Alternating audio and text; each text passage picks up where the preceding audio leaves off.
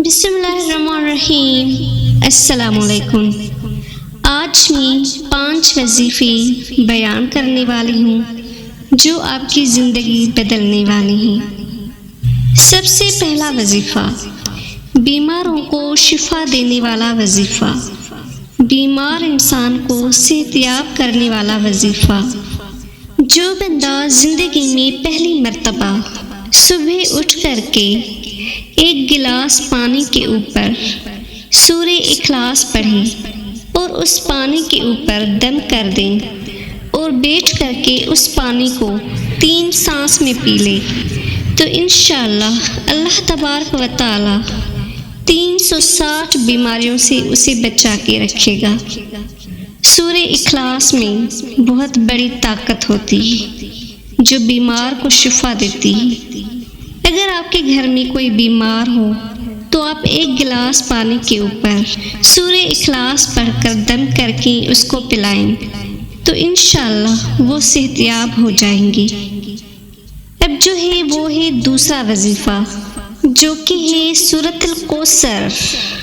سورہ کوثر کا وظیفہ آپ نے صرف 3 دن کرنا ہے۔ 3 دن کے اندر ہی اندر آپ کی ہر حاجت پوری ہوگی انشاءاللہ۔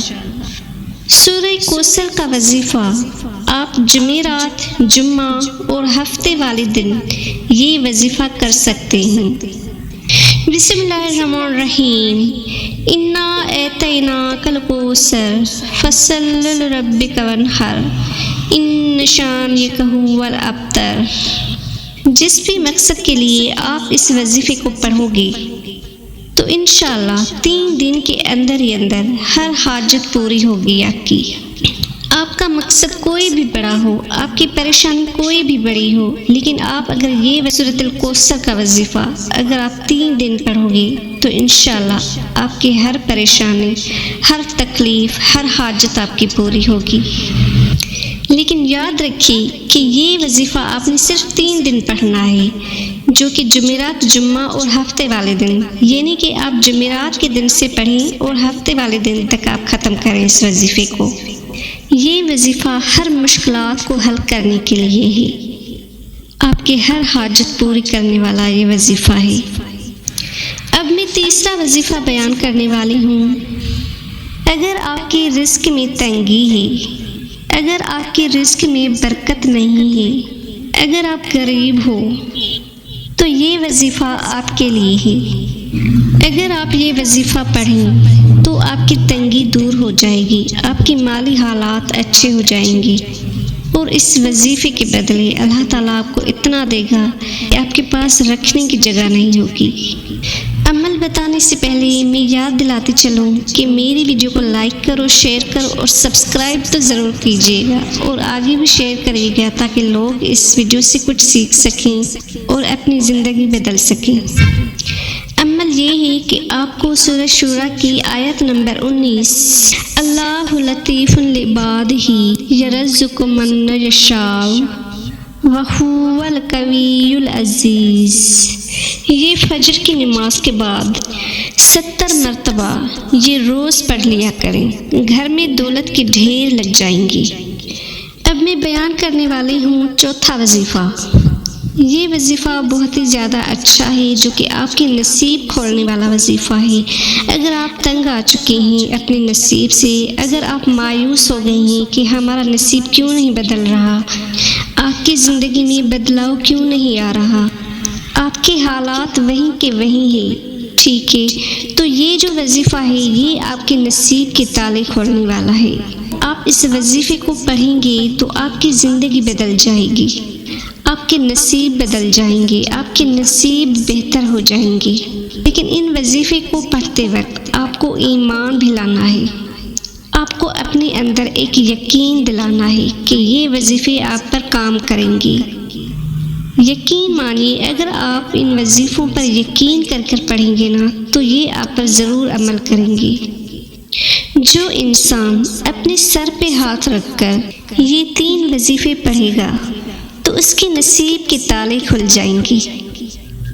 یا حی یا قیوم برحمتک استغیث۔ دوسرا وظیفہ سبحان اللہ و بحمدہ سبحان اللہ العظیم۔ اور تیسرا وظیفہ رب انی لما انزلت الی من خیر فقیر۔